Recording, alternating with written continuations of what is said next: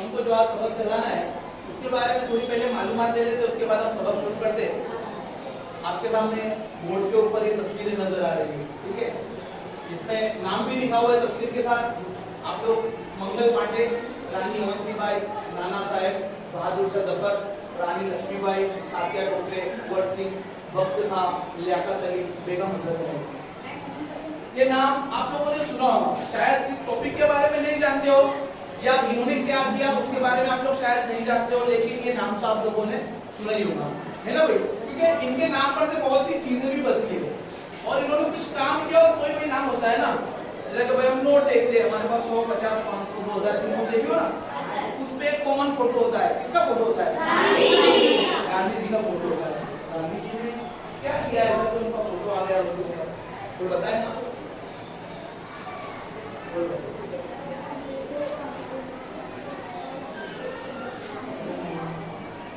अंग्रेजों को जो हिंदुस्तान से निकालना है और गुलामी से हिंदुस्तान को आजाद करना है, उसमें एक बड़ा नाम गांधी जी का आता है ना। अहिंसक थे, कोई लड़ाई झगड़ा उन्होंने नहीं किया, लेकिन फिर भी जो है हिंदुस्तान को उन्होंने क्या करवाया? आजाद करवाया।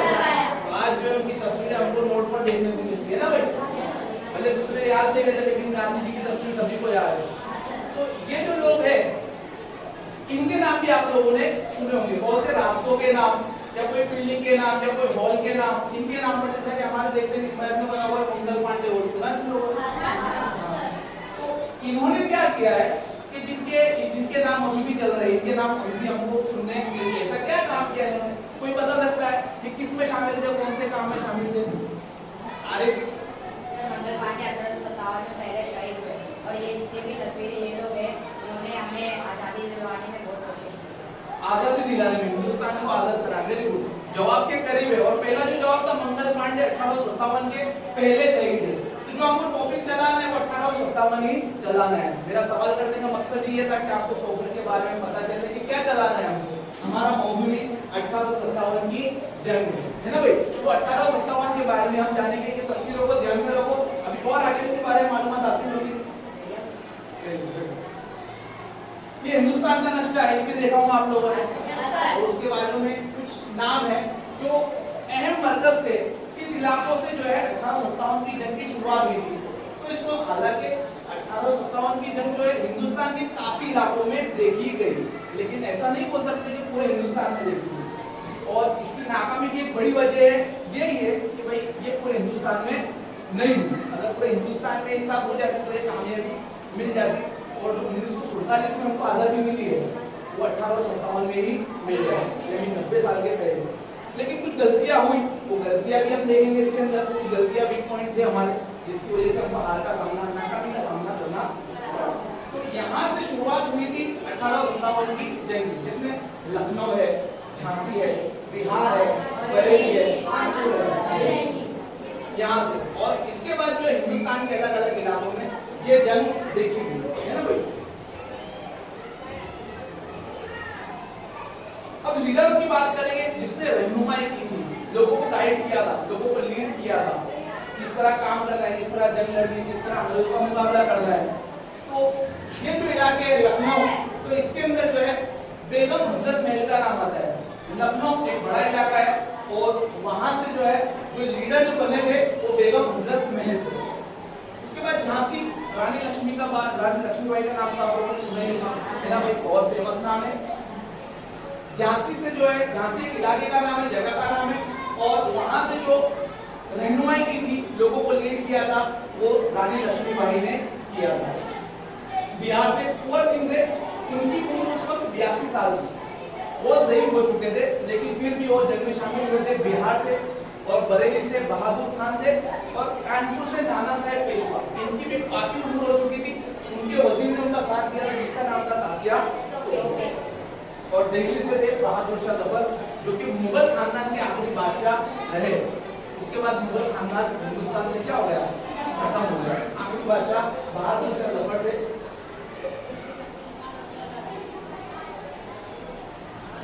इतनी बड़ी जंग जो हुई हिंदुस्तान में, कहीं पर भी कुछ मामला होता है, कुछ इनकलाब पैदा होता है, कुछ ना कुछ नाइंसाफी होती है। क्या होती है? गलत के सामने लोग खड़े होते हैं।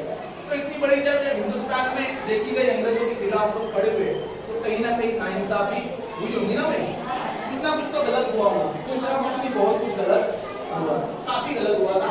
तो ये कुछ वजह है जिनकी, इसको वजह बहुत सब है, लेकिन यहाँ पर कुछ वजह बयान की गई है। यहाँ पर खास 6 वजह बयान की गई है, जिसके बारे में हम चर्चा करेंगे, जिसमें 6 वजह आप लोगों को याद रखनी है। मैं पूछूंगा आप लोगों से कि कौन कौन सी वजह थी, तो सबसे पहले ये 6 वजह आप लोगों को बतानी है, जिसमें 6 वजह के अंदर देखो सियासी वजह, उसके बाद इंतजामी वजह, इंतजामी सबब, इंतजामिया, उसके बाद माशी और इक्तिसादी वजह और सामाजिक और मजहबी वजह, फौजी वजह, ये खास वजह मानी जाती है इस जंग की, और फिर फौरी यानी तत्काल कारण क्या था, जंग शुरू कैसे हो गई, है ना भाई। तो इस वजह के बारे में, इस सब वजह के बारे में स्टेप बाय स्टेप देखेंगे। सबसे पहले हम बात करेंगे सियासी वजह की। सियासी वजह क्या थी, तो इसमें जो है ना सियासी वजह में जो हिंदुस्तान के अंदर पहले राजा महाराजाओं का राज था, ये तो आप लोगों को पता है ना भाई, कई राजा महाराजाओं ने हिंदुस्तान में आके राज किया, जो अपने अपने इलाके लेकर बैठे हुए थे और राज कर रहे थे, अपने इलाकों पे वो लोग राज कर रहे थे, हुकूमत कर रहे थे। अब इनकी हुकूमतें उनके पास से अंग्रेजों ने धोखा करके छीन ली, अलग अलग पॉलिसियां डालकर, अलग अलग तरीके अपनाकर उन्होंने उनकी हुकूमतें क्या कर ली, अब एक साथ कुर्सी चले जाना इसका मतलब आदमी नहीं जाता है ना भाई, तो राज कर रहा है काफी दिनों से और एक मतलब उसको हटा दिया गया, तो उसको तकलीफ तो होगी, है ना भाई। जो राजा महाराजा जो नवाब राज कर रहे थे उनको भी काफी तकलीफ हुई थी। जैसा कि टीपू सुल्तान की बात कर रहे हैं, है ना भाई, काफी बहादुर थे टीपू सुल्तान, इनका भी जो मैसूर है किसने छीना था, अंग्रेजों ने छीना। हालांकि 2-3 जंग हुई, उसमें पहले कामयाबी भी हासिल हुई, बाद में कुछ गद्दारों की वजह से, जो अंदर से जो गद्दारी करे उनकी वजह से उनको हुकूमत होनी पड़ी और शहीद हुआ। उसके बाद हैदराबाद के निजाम थे, मुगल बादशाह थे, बंगाल के नवाब थे, ये सब हारे हुए थे अंग्रेजों के सामने। अंग्रेजों ने कुछ पॉलिसियां इनके ऊपर डाली थी और कुछ तरीके अलग अलग अपनाए थे और धोखे दिए थे, जिसकी वजह से इनको हार का सामना करना पड़ा। एक ये वजह थी सियासी वजह में, और दूसरी वजह याद रख सकते हो, वेलेस्ली ने इमदादी मंसूबा लाया था। इमदादी मंसूबा क्या होता है भाई, मदद करने के बहाने उसको लूट लेना, इमदाद करना। भाई क्या इमदाद, कि भाई एक फौज है अंग्रेजों की, अंग्रेज राजा को यकीन दिलाते थे कि भाई हम तुम्हारी मदद करेंगे। कैसे मदद करेंगे, कि बाहर वाला कोई तुम पर हमला ना कर दे दूसरा राजा, इसके लिए हमारी फौज तुम्हारा साथ देगी। भाई फौज के वो साथ देगी, तो भाई वो फौज है ना वहीं पर रहेंगी, उसका टोटल खर्च कौन उठाएगा, वो राजा उठाएगा जिसके पास वो फौज है, और वो राजा के पास 10,000-15,000 की फौज रहेगी, और उसका टोटल खर्च किसको अदा करना पड़ता, राजा को अदा करना पड़ता। और अंग्रेजों को जब भी जरूरत होती उस फौज को बुला ले, यानी उनका काम तो वो कर ही रहे, लेकिन वो पूरा खर्च किस पर डाल रहे, राजा पर डाल रहे। और टोटल इख्तियार यानी पूरी कमांड किसके हाथ में रहती है, वो फौज का जो बड़ा रहता ना अफसर, उसके हाथ में उस रियासत की कमांड रहती। यानी राजा क्या है, सिर्फ उसको कुर्सी पर आकर बैठना है, लेकिन सब काम कौन संभाल रहा है, फौज का अफसर।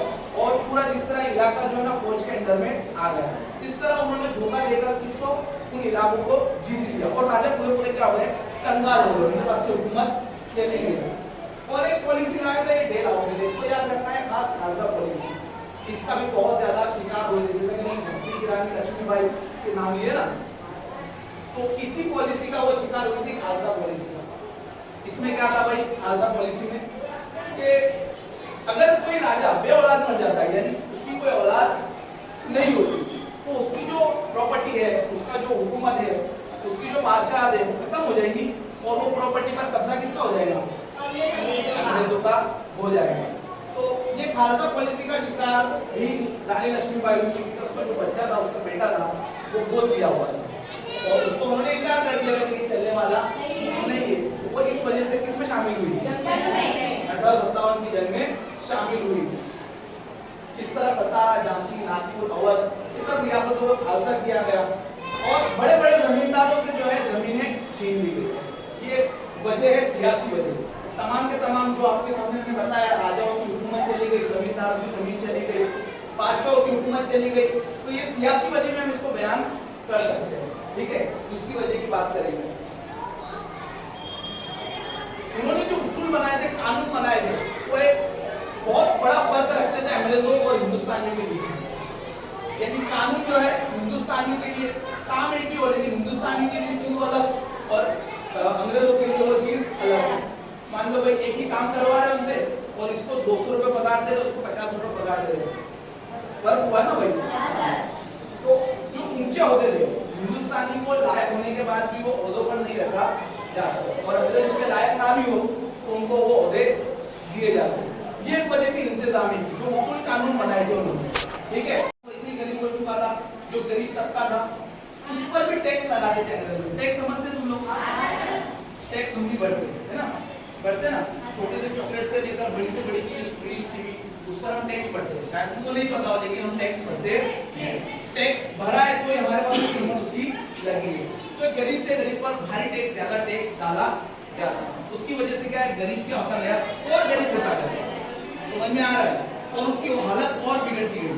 तो ये भी एक वजह थी, ये लोग कहाँ शामिल हुए थे। उसके बाद किसान। अब किसान से क्या होता है, कभी बारिश पे लोग डिपेंड करते हैं, बारिश होती है तो फसल, अगर बारिश कम हो या ना हो तो फसल बर्बाद हो जाती है। अगर ऐसा वक्त हुआ कि बारिश ना हुई या कहर हो गया या किल्लत हो गई पानी की, तो उस वक्त भी जो है ये किसानों से क्या है, भारी मात्रा में बहुत ज्यादा टैक्स लिया जाता है। जैसा कि भाई स्कीम गवर्नमेंट निकालती है, ऐसा कुछ हुआ तो बारिश ना हुई या सैलाब आ गया, नुकसान हो गया, तो उस वक्त टैक्स माफ कर दिया जाता है या कम कर दिया जाता है। ये लोगों का ऐसा कोई सिस्टम अंग्रेजों का नहीं था, उतना ही टैक्स दिया जाता है, जिसकी वजह से किसान और बर्बाद होता चला गया। उसमें क्या हुआ कि उनके पास टैक्स भरने के लिए पैसे नहीं हुए। अब जमीन को बचाने के लिए लोग क्या लेते थे, ब्याज से पैसा लेते थे, कर्ज लेते थे। अब वो कर्ज क्या हुआ, बढ़ता गया। क्या हुआ, एक टाइम पर वो बढ़ता गया, उनकी जमीनें जो है कर्ज में डूबती चली, और एक टाइम पर उनको जमीनें छोड़नी पड़ी। ये जो जमींदार किसान थे वो क्या हो गए, पूरे बर्बाद हो गए, है ना भाई। तो ये वजह थी, ये लोग कहाँ शामिल हुए। उसके बाद जैसा मैंने बताया, अंग्रेज और भारतीय की तनख्वाह में फर्क था। तो ये इंतजामी सबब में आप लोग ये बता सकते हैं,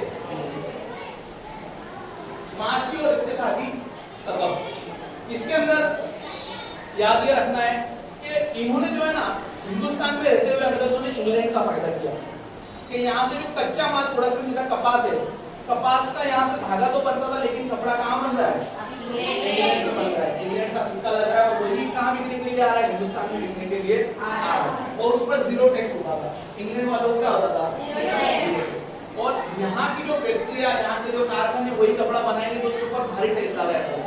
अब एक चीज, सेम क्वालिटी की चीज, उसके ऊपर एक के ऊपर टैक्स लगा है और एक के ऊपर टैक्स नहीं लगा है। तो जिस पर टैक्स लगा है वो जाहिर सी बात है थोड़ी महंगी रहेंगी, और जिस पर टैक्स नहीं लगा है वो सस्ती रहेगी। जिसकी वजह से क्या, एक ही मार्केट में सेम 2 चीज आई, और एक की कीमत ज्यादा है और एक की कीमत कम है। ज्यादा किसकी है, हिंदुस्तान की। क्यों, क्योंकि उसके ऊपर टैक्स लगा है। अब वो महंगी है तो मार्केट में भाई सस्ती ले लेंगे कि महंगी लेंगे, सस्ती लेंगे। तो इंग्लैंड का माल यहाँ से बहुत ज्यादा मिकदार में जाने लगा, और हिंदुस्तानी जो प्रोडक्शन था वो क्या हो गया, कोई उसको खरीदता नहीं था। अब जब मार्केट से जो चीजें बनकर आ रही है और मार्केट में जा नहीं रही है, तो वैसे वो क्या हो जाएगा, खत्म हो जाएगा ना व्यापार, मार्केट में बिक ही नहीं रहा है। तो इस तरह वो भी क्या हो गया, बेरोजगार। जब ये बेरोजगार हो गए और ये बेकार हो गए तो ये लोग कहाँ जाएंगे भाई, इनको बर्बाद किसने किया, किसके खिलाफ खड़े होंगे, अंग्रेजों के खिलाफ खड़े होंगे ना। तो ये लोग अंग्रेजों के खिलाफ खड़े हो गए, तो ये बड़ी वजह थी एक। उसके बाद कहत साली और कहत पड़ता किल्लत होती, यहाँ पर उस पर भी टैक्स लिया जाता, उससे कई लोगों की मौत भी हुई। बस माल नहीं था खर्च करने के लिए, है ना, अंग्रेजों ने वैसे ही बर्बाद किया हुआ था, और खर्च करने के लिए माल नहीं, जैसा कहत वगैरह पड़ा। और जब कहत पड़ता है तो कीमतें बढ़ती है, कहत पड़ता है तो उस चीज की शॉर्टेज हो जाती है, कमी हो जाती है। जब जो जिसकी कमी होगी उसकी कीमत बढ़ती है, जब कीमत बढ़ेगी तो इनके पास पैसा खरीदने के लिए नहीं है। तो किल्लत की वजह से कई लोगों की मौत हो गई। उसके बाद की बात करेंगे तो सामाजिक और मजहबी वजह। समाजी और मजहबी लोग इसमें, समाजी यानी आम लोग, और मजहबी लोग जैसे उलमा, पंडित वगैरह जो मजहबी लोग होते हैं ना, वो भी इस जंग में शामिल। तो उनकी क्या वजह थी, आम लोगों को क्या परेशानी थी, मजहबी लोगों को यह परेशानी थी कि बहुत से ईसाई जो हिंदी लोग थे, यानी हिंदुस्तानी थे, उनको क्या कन्वर्ट कर रहे थे, यानी उनका मजहब परिवर्तन करवा रहे थे, मजहब को तब्दील कर रहे थे लालच देकर कि तुमको प्रॉपर्टी देंगे, तुमको मिल्कियत देंगे, तुमको पैसा देंगे, तुम ईसाई हो जाओ। ठीक है, तो ये लालच देकर हिंदुस्तान के लोग गरीब थे, उनको पेट पालना था, उनको पेट भरना था ना, उन्होंने ठीक है भाई वो ईसाई बन गए। तो इसमें काफी लोग जो गरीब तबके के थे वो क्या बने, ईसाई बने। तो उससे भी लोग गुस्सा थे क्योंकि उन्होंने क्या उनका मजहब तब्दील करवाया था। तो ये भी वजह थी एक सामाजिक। और हिंदुस्तानियों को हकारत की नजर से देखा जाता है, कारण मतलब नीचा समझा जाता है। हिंदुस्तानियों को बिल्कुल उनकी बस्ती अलग और उनको जो है झिड़का जाता था, अंदर लोग बिल्कुल नीचा उनको समझते थे। तो उससे भी जो है हिंदुस्तानी बहुत गुस्सा थे और वो लोग इस जंग में शामिल हुए। ये खास वजह मानी जाती है फौजी वजह, और फौज ने इस जंग को शुरू किया था। समझ में आ रहा है, फौज से इस जंग की शुरुआत हुई थी, आम लोगों ने शुरू नहीं किया था, सिपाही जो थे उन्होंने इस जंग को शुरू किया था। तो फौज को क्या परेशानी थी, वो लोग नौकरी कर रहे थे अंग्रेजों के पास, तो क्या परेशानी थी, तो उनकी तनख्वाह में काफी फर्क था, अंग्रेज और उनकी तनख्वाह में काफी फर्क था। और जो फैसिलिटी दी जाती है, सहूलत दी जाती है एक सिपाही को, तो अंग्रेजों के मुकाबले में हिंदुस्तानियों को बिल्कुल ना के बराबर सहूलत दी जाती थी। अंग्रेज जो थे उनको सहूलत ज्यादा दी जा रही थी और हिंदुस्तानी उनके साथ भी काम कर रहे, कोई पोस्ट पर काम कर रहे और उनको सहूलत नहीं दी जा रही है ना भाई। जब आपको यूनिफॉर्म मिलता है, अब एक बच्चे को यूनिफॉर्म मिलेगा और दूसरे को नहीं मिलेगा तो उसमें गुस्सा है ना भाई। तो ऐसे ही हिंदुस्तानियों के साथ होता था कि उनको काफी सहूलत फैसिलिटी नहीं दी जाती थी और अंग्रेजों को दी जाती थी, और सेम पोस्टिंग के ऊपर तनख्वाह में भी काफी फर्क था, जिसकी वजह से सिपाही जो थे क्या थे, बहुत ज्यादा नाराज थे। और एक नया कानून उसके अंदर डाला गया कि भाई पगड़ी है, दाढ़ी है और तिलक है, ये हिंदुस्तान की पहचान है।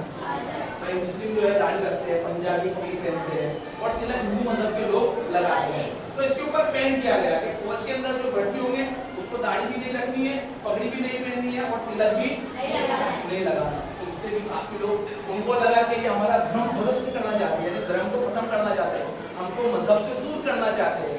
तो ये फौजी जो थे इस बात से भी गुस्सा थे। तो ये वजह थी फौजियों को। और एक चीज इसके अंदर देखी गई कि कुछ मजहब के अंदर कुछ बातें ये मानी जाती थी कि समंदर को पार करना पाप है, गुनाह है। अपना जो मुल्क है, अपने जो आबा अजदाद है, अपने जो पूर्वज है, अपने बाप दादा है, वो जहाँ पर है ना हमको उस जमीन को संभाल के रखना है और वहां से हटना नहीं है।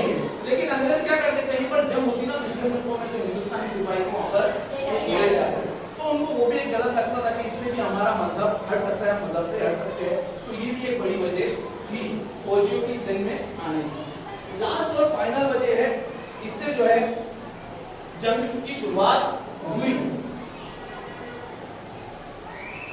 एक कारतूस आई थी, चर्बी वाली कारतूस जिसको बोलते हैं, एक राइफल आई थी, बंदूक चलाते ना सिपाहियों को बंदूक दी जाती है। तो ब्राउन बेस राइफल के नाम से एक राइफल पहले चलती थी, वो नॉर्मल थी जैसे चलती है, लेकिन उसकी जगह एक नई राइफल आई, बंदूक नहीं आई।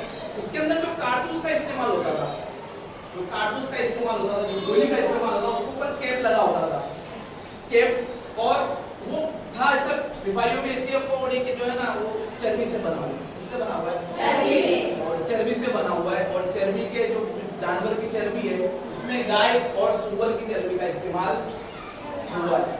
इसके अंदर गाय और सुअर की चर्बी का इस्तेमाल हुआ है।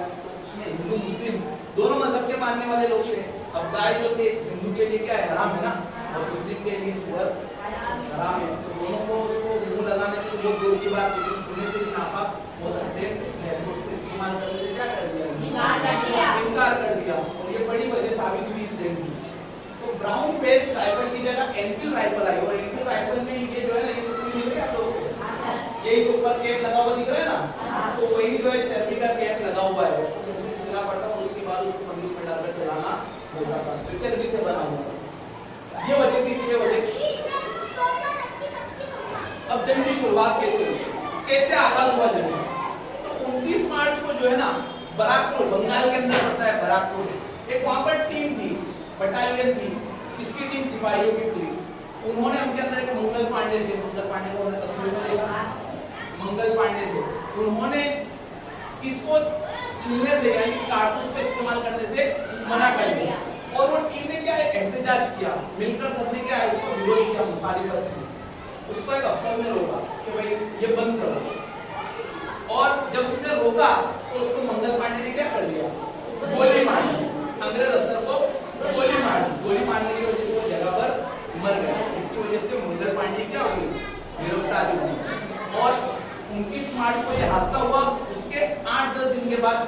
अप्रैल को उसको क्या हो गई, मंगल पांडे को फांसी हो गई। इसी तरह जो है ना मंगल पांडे इस जंग के पहले शहीद माने जाते हैं। इस जंग के पहले शहीद मंगल पांडे माने जाते हैं। आप लोगों को याद रखना है कि मंगल पांडे इस जंग के पहले शहीद माने जाते हैं, क्योंकि उनको सबसे पहले फांसी हुई। इससे पहले जंग में किसी को मारा नहीं गया और फांसी नहीं दी गई, सबसे पहले मंगल पांडे को फांसी दी गई, इसके लिए वो पहले शहीद माने जाते हैं। इस पर से भी जो है जंग पूरे हिंदुस्तान में शुरू नहीं हुई। दूसरा हादसा हुआ 10 मई को, 10 मई को यानी 8 अप्रैल को फांसी हो गई। इसके बाद 10 मई को, एक महीने के बाद एक नया हादसा हुआ मेरठ में। मेरठ में कुछ सिपाहियों ने वापस इस कारतूस को इस्तेमाल करने से मना कर दिया। अब जब उन्होंने मना किया तो उनको जो अंग्रेज पुलिस वाले अफसर थे उनको क्या, सिपाहियों को जेल में बंद कर दिया। जेल में जब बंद किया तो उनके जो साथी सिपाही थे उनको ये बात पता चली, तो उन्होंने उस पुलिस चौकी के ऊपर हमला कर दिया और जो अंग्रेज अफसर थे उनका सबका कत्ल कर दिया और उनको वहां से हिंदी सिपाहियों को छुड़ा लिया और वो वहां से निकले दिल्ली। दिल्ली में भी कई कत्ल अंग्रेजों के उन्होंने किए और उसके बाद बहादुर शाह जफर को उन्होंने बादशाह माना हिंदुस्तान का और उन्हीं के जो है नक्शे कदम पर चलकर हिंदुस्तान के अंदर इस जंग की शुरुआत, ये थी जो है जंग की शुरुआत, है ना भाई। इस तरह पूरे हिंदुस्तान के अंदर जंग हुई, लेकिन फिर भी हिंदुस्तान को इसमें नाकामी मिली। तो नाकामी मिली, इतने बड़े पैमाने पर जंग हुई, तो क्यों नाकामी मिली, क्या वजह हो सकती है? तो कुछ वजह यहाँ पर बयान की गई है कि क्यों नाकामी मिली। सबसे पहली वजह, एक लीडर इनके अंदर नहीं था कि पूरे हिंदुस्तान को, जो पूरे हिंदुस्तान उसके इशारे पर काम करे। वो बोले कि भाई आज हमको जंग करनी है, वो जंग शुरू हो जाए। वो बोले आज इधर हमला करना है तो जंग वहां पर हमला हो जाए। ऐसा कोई लीडर पूरे हिंदुस्तानी लेवल पर देखने में नहीं रहा। और दूसरी वजह ये थी कि सब अपने अपने मकसद से लड़ रहे थे। किसी को उसकी जमीन लेनी थी, किसी को अपनी हुकूमत हासिल करनी थी, कोई अपने बच्चे के हक के लिए लड़ रहा था, कोई किसान लड़ रहा था अपनी जमीन के लिए। उनको ये नहीं था कि हमको हिंदुस्तान को आजाद करवाना, वो अपने बदले लेने की सोच रहे थे। अगर वो हिंदुस्तान को आजाद करने के लिए और एक मकसद से लड़ते तो शायद ये जंग कामयाब हो जाए। और दूसरी चीज देखी गई कि अलग अलग वक्त पर, अलग अलग टाइम पर, अलग अलग जगह पर ये जंग हुई, एक तारीख में नहीं। जैसे 8 अप्रैल को मंगल पांडे को फांसी हुई, तो उसके बाद वो 10 अप्रैल, उसके बाद 10 मई को जो है मेरठ के अंदर वो सिपाहियों ने जो है हमला किया। तो ये सब अलग अलग तारीख देखी गई। तो एक बड़ी वजह ये भी है कि इसमें नाकामी मिली। जहां पर भी लोग इस तरह इनकलाब पैदा करके सामने आते हैं, अंग्रेज वहां पर पहुंच जाते हैं, फोर्ट पहुंच जाते हैं और वहां से लोगों को दबा देते हैं। फिर पता चला हिंदुस्तान के वो कोने में तो वो कोने में पहुंच जाते, क्योंकि रेलवे वगैरह उस वक्त शुरू हो चुकी थी। उस वक्त पोल भी शुरू हो चुका था, जिसके जरिए से पूरे हिंदुस्तान की खबर अंग्रेजों को मिल रही थी कहां पर क्या हो रहा है। तो मरकजी क़यादत यानी कोई एक लीडर इसमें देखा नहीं गया। दूसरी चीज देखी गई इसमें, अंग्रेजों की जो फौज थी, फौज जो थी वो क्या थी भाई, वेल ट्रेन थी। फौजी होते हैं ना, हम देखते हैं ना मिलिट्री में कैसे होते हैं, बंदूक वगैरह बारूद वगैरह सब उनके पास होते हैं।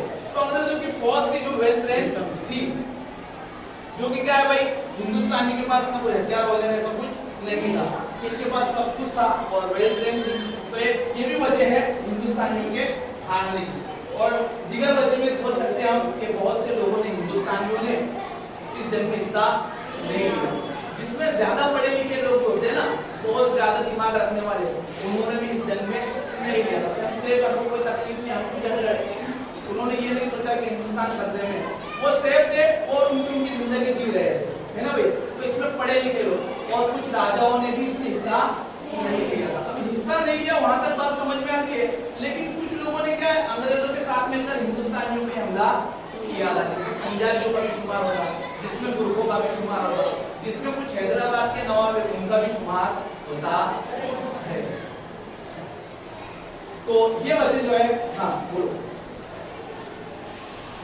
जो पढ़े लिखे लोग थे, तो जो अंग्रेज जो ऑफिस में जो काम करते हैं ना, वो उनकी जो पगार थी, वो जब वो जंग के लिए शामिल हो गए, तो उनसे निकाल दिया जाता है। हाँ, उनको ये डर था, उनको ये डर था कि हम अगर जंग में शामिल हुए,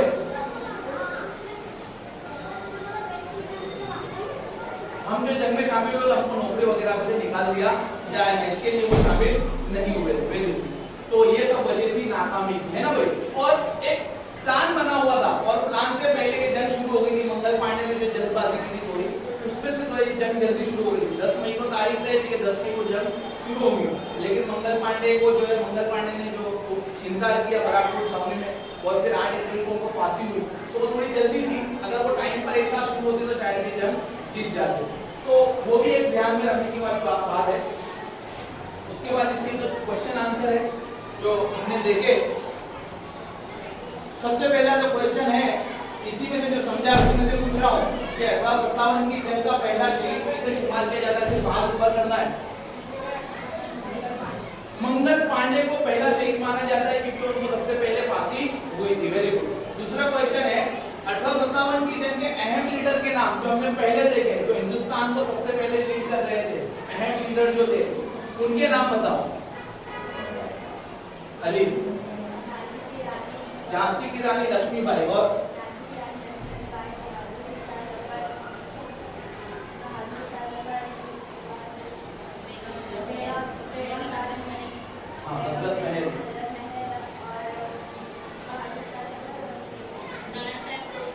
नाना साहेब पेशवा, तात्या टोपे, ये सब अहम रहनुमा थे जंग के। ठीक है, उसके बाद का क्वेश्चन वेरी गुड। इमदादी मंसूबा मैंने बताया, इमदादी मंसूबा ये किसने अमल में लाया था, किसके दौर में आया ये? डेलहाउसी, मोहम्मद साहब डेलहाउसी, खड़े रहो। इमदादी मंसूबा, इमदादी मंसूबा, मदद कर कर उनको लूट लेना हिंदुस्तान में। वेलेस्ली था उसका नाम, वेलेस्ली नाम याद रखना है। उसके बाद 1857 की जंग की फौजी वजह बयान करे, सिर्फ 2 चीज बता दो। फौज क्यों शामिल हुई थी जंग के अंदर? बोला आरिफ। फौजी वजह ये थी कि वो क्या बोलते हैं, उनको पगड़ी नहीं पहननी थी, ना दाढ़ी बड़ी, ना दाढ़ी रखनी थी, और ना तिल लगानी थी। फौजी वजह। दूसरा एक वजह ये भी है, पगड़ी, तिलक और दाढ़ी का भी मसला था, और मसले थे। चर्बी वाली कारतूस एक बड़ी वजह है ना।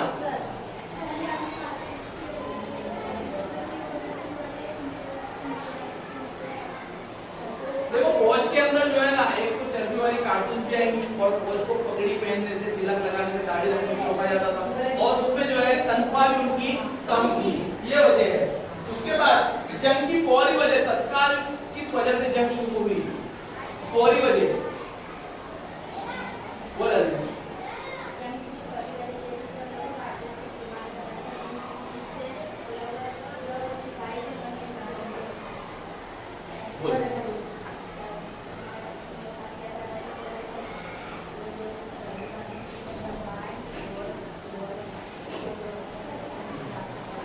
ठीक है, चलो मैं बता देता हूँ। इसके अंदर फौरी वजह ये थी कि ब्राउन बेल राइफल पहले चलती थी बंदूक, उसकी जगह एनफील्ड राइफल नहीं आई थी।